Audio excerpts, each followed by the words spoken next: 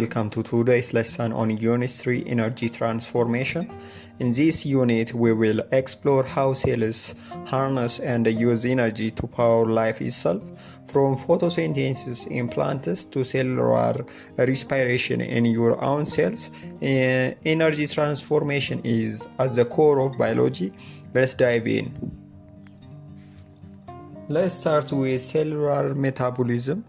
The sum of all chemical reactions in a cell is divided into two main processes, anabolism and catabolism. Anabolism builds complex molecules from simpler ones, like protein synthesis or DNA replication, and it requires energy. Whereas catabolism breaks down complex molecules into simpler ones, like cellular respiration or digestion. It releases energy.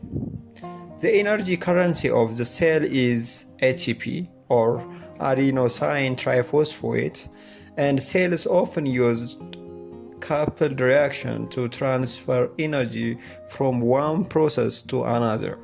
Metabolism is essential for growth, development, and maintaining a stable internal environment.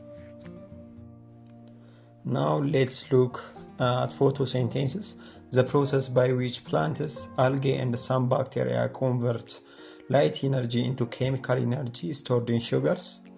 This happens in chloroplasts, which contain pigments like chlorophyll and carotenoids that absorbs light. Photosynthesis has two main stages: the light-dependent reaction and the Calvin cycle.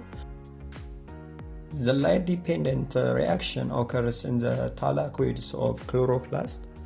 Here, the light energy is used to generate ATP and NADPH through processes like non-cyclic photophosphorylation and cyclic photophosphorylation. These reactions are like the first step in a factory, producing the energy and the molecules needed for the next stage. The Calvin cycle happens in the stroma of chloroplast. It uses ATP and NADPH from the light-dependent reaction to fix carbon dioxide into sugars like glucose. This cycle has three main steps. The first one is carbon fixation, the second one is reduction, and the last one is regeneration of RAPI. It's like the assembly line of the factory, turning raw materials into finished products. Not all plants do photosynthesis in the same way. C3 plants fix carbon dioxide directly into a 3-carbon compound, while C4 plants have adaptation to reduce photorespiration. Calm plants like cactus open their stomata at night to conserve water. This adaptation shows plants have evolved to thrive in different environments. Now let's switch gears to cellular respiration, the process cells use to break down glucose and release energy as ATP. This happens in the mitochondria and it has four main stages.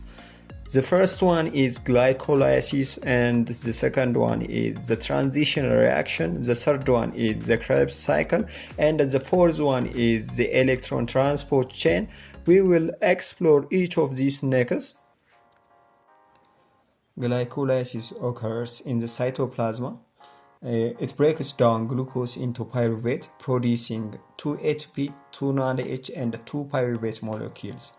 Think of it as the first step in extracting energy from food. The Krebs cycle happens in the mitochondrial matrix.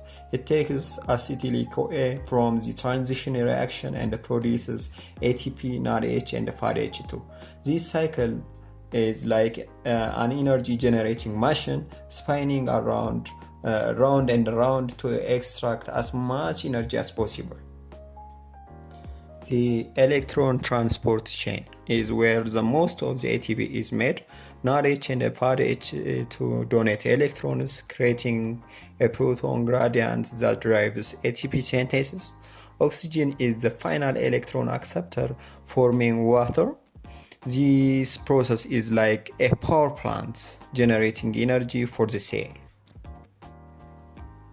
Without oxygen, cells use anaerobic respiration or fermentation. In lactic acid fermentation, pyruvate is converted to lactate, like in muscle cells during exercise. In alcoholic fermentation, pyruvate becomes ethanol and carbon dioxide, which is how yeast makes bread and beer. Energy transformation is essential for all life process, from growth and development to movement and reproduction. It also plays a key role in global carbon and oxygen cycles, helping regulate Earth's atmosphere. However, human activities are disrupting these cycles, contributing to climate change. And that's a wrap on Unit 3 energy transformation. We have covered cellular metabolism, photosynthesis, cellular respiration, and why these processes are so important. Thanks for watching, and I will see you in the next lesson. Don't forget to like, subscribe, and hit the notification bell. Bye.